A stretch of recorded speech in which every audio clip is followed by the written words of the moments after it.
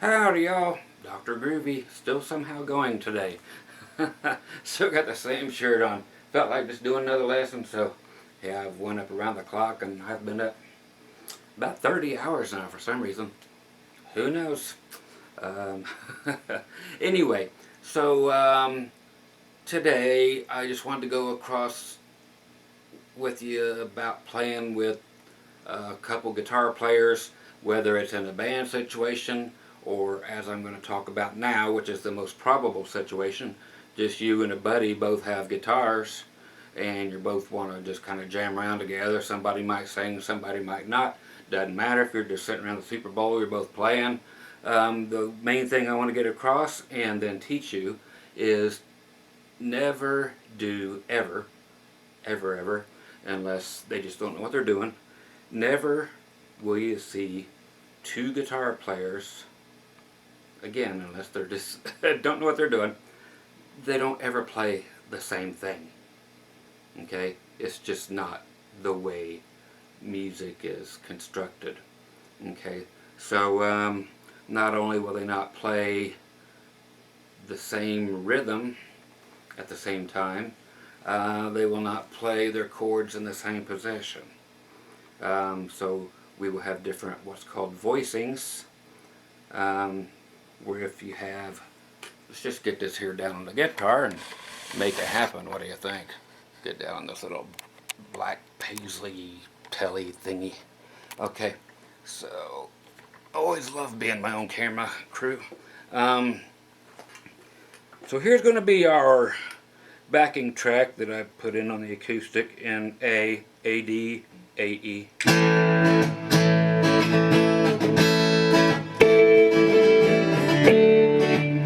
So here is what you do not want to do.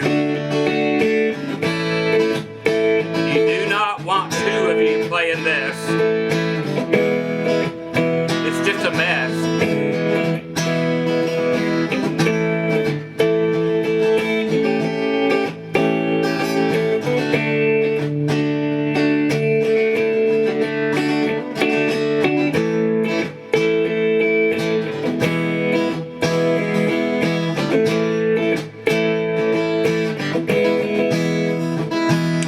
Okay, so you do not want to do that. Everybody, the two of you, will get off, and that costs extra.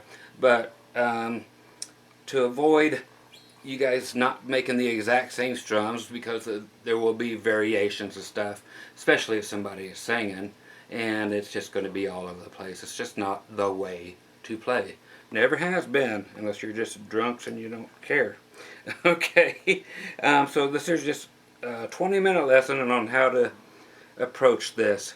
What I meant about different voicings, if you play like this again was A, D, A, E, instead of playing your A here, the second guy, first guy down there on acoustic, he'll keep playing the same way. Whether the second guy is on acoustic or whatever makes zero difference. Okay, first of all, we're going to talk about voicings, and that's just where it's an A chord that he's playing, and the other guy's like playing it up here, like an F chord, but moved up to the A position. So you're starting from the D string down. I'm going to go ahead and throw all the tabs at you. 7, 6, 5, 5. And do not play the same rhythms as he's doing this. So if he's going, I do not want you to go. We have to find a counter rhythm that just simply accentuates and complements that. And if somebody is singing, play softer. You, the second guitar player. And then when he's in between phrases, then you can goose it up just a little bit and then come back down when he's singing, and things start sounding, a lot nicer than they normally would. Okay, so if you do your A chord like this, and you do your D like a one finger thing, like you would your A chord, but just move it up here to 7/7/7 on D, G, and B. Nice way to fill that out is to skip 2 frets and use your pinky to cover up the 10th and 10th on your B and E string. Your E, you can move up 2 more frets, back to D and A.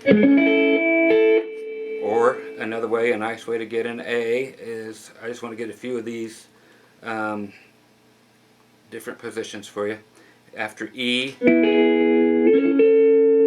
can do that and get your A. So here's your E at 9, 9, and 9 on the D, G, and B string.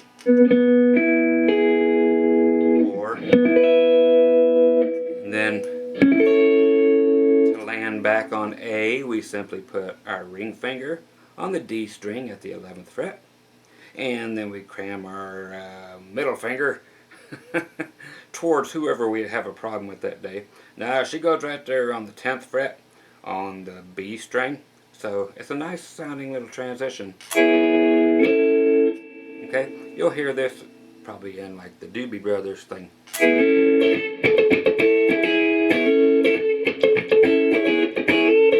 Okay, so again, just different voicing. So you have A, D, E, and A.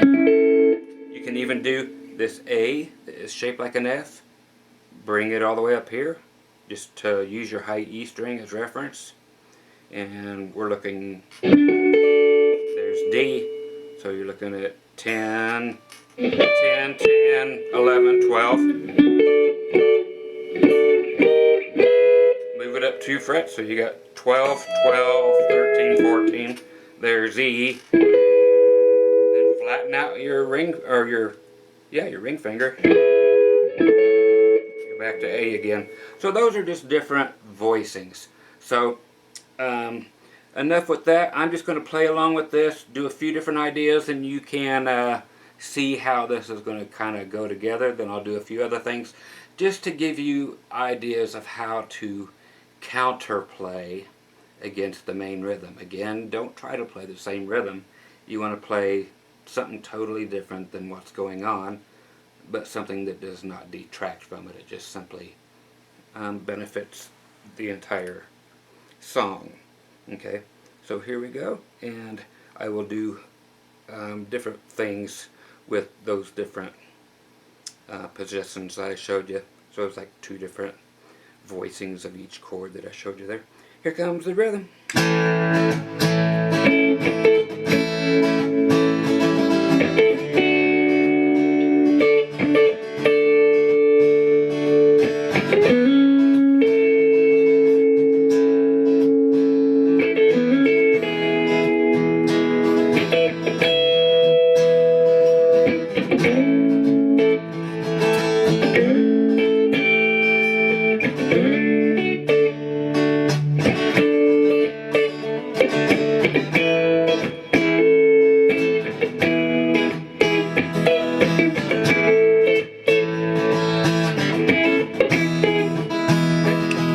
So there you go. Now a cool quick thing that we can do that makes it a lot more interesting. So you see that was just not trying to be cool or anything, but just showing you the different positions. Now with our pinky, that is going, skipping 2 frets and going way up here on any of these given chords. So there's see, here's A, D, and E. Just like say from this E, any of these will be the exact same little trick. The 2 that you have barred here at 12 and 12 in E. This will take place over every chord, but not all the time. It's just, again, just a suggestion and a good one. We take those notes and generally use our first finger, go up 2 whole frets, starting with our B string. Okay, so from 12 to 14, then hit the high E string, and it's like picking up a hitchhiker. then both strings are ringing. Then just drive back home, you and the hitchhiker, and have some food. Okay, so that's kind of cool. And I will show you how that works in with what we were just doing.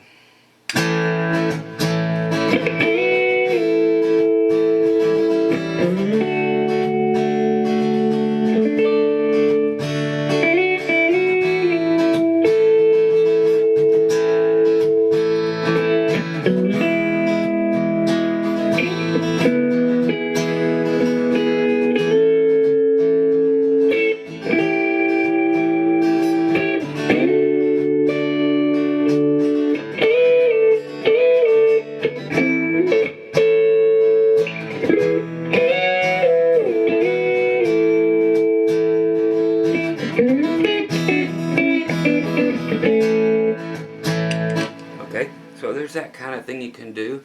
You can also do kind of a cha-cha thing by doing these little almost percussive things.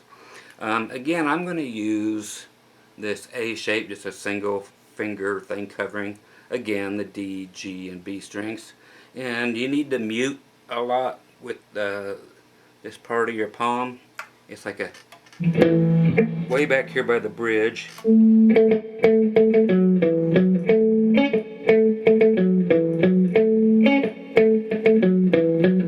it don't have to be that. That's just a nice sounding cha-cha thing, which is basically what that rhythm is. The high note you're hearing is just the B string there. So.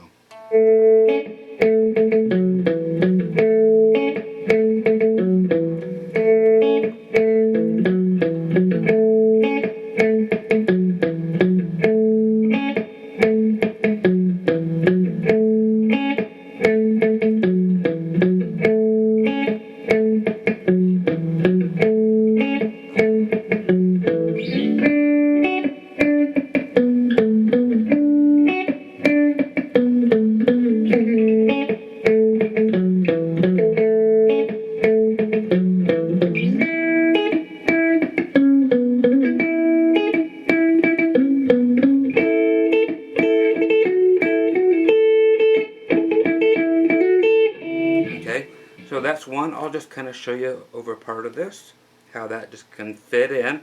Again, use all these, some of them, none of them, piece them together. It's just an idea to show you that definitely two guitars should not be playing the same thing in country music. And rock and heavy metal, that's fine, just big power chords and stuff.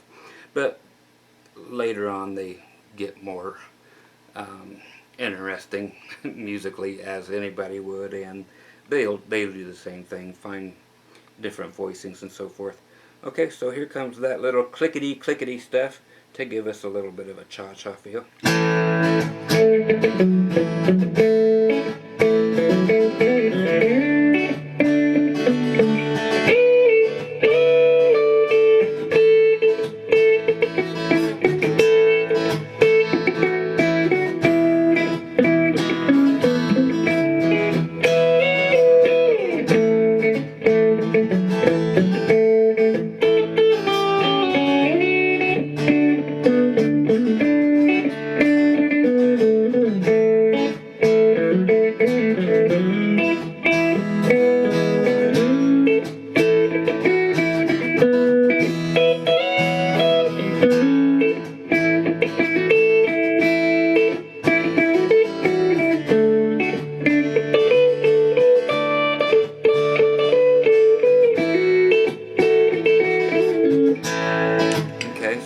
Mixing a few of that together. It's just nice sounding stuff, and again, it's not lead solo stuff. It's stuff that will be played lightly in the background again. But just giving flavor to the soup here, if you will. Another great one is using what are called thirds. So if you're an A, we're actually going to do like off the major scale, you know, the do, re, mi thing. You know, do, re, mi, fa, sol, la, ti, do. Yes, that still exists. So, being that we're in A, What it actually boils down to is 4 frets past where you're, whatever note you're playing. So if we're playing an A, you can actually go, so you play the root note, which is A, whatever chord you're playing, and you can also play 2 frets past it, and then 2 more frets past it, and you can land there and stay, and it will sound fine. When we go to D, you can do the same thing, or come back to the D. You never want to hang out in the middle, and then back to A.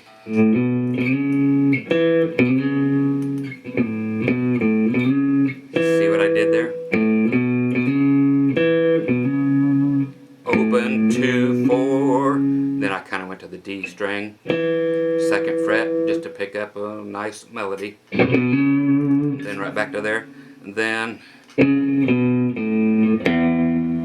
so I did 4, 2, open, then low E, and then we can do Johnny Cash.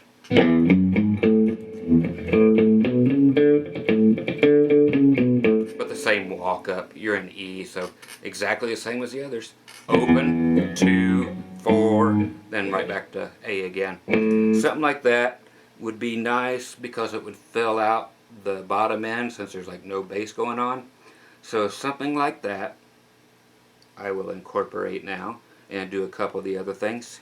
But I'll do the first half of it with nothing but what we were just doing. Okay?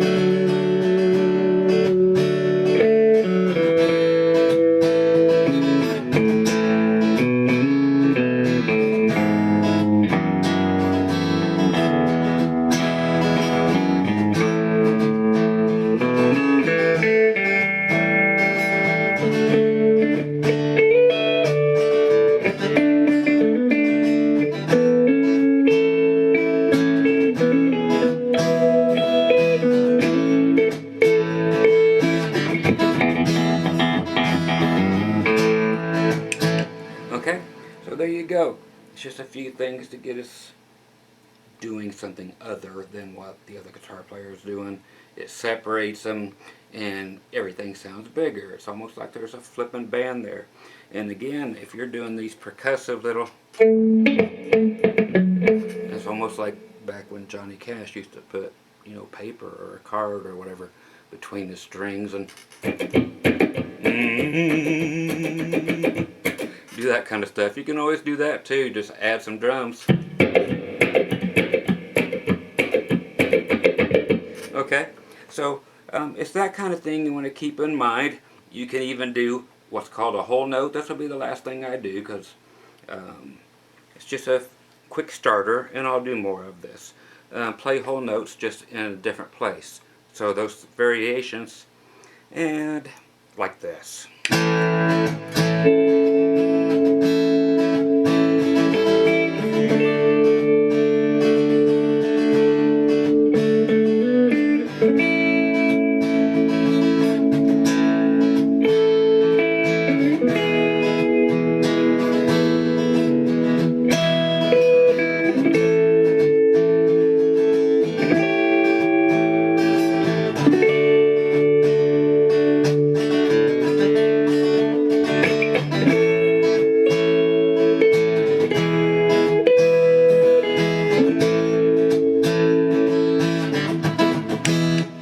Okay, so that's the first part of learning to get along, play together, and again, just never play the same things at the same time.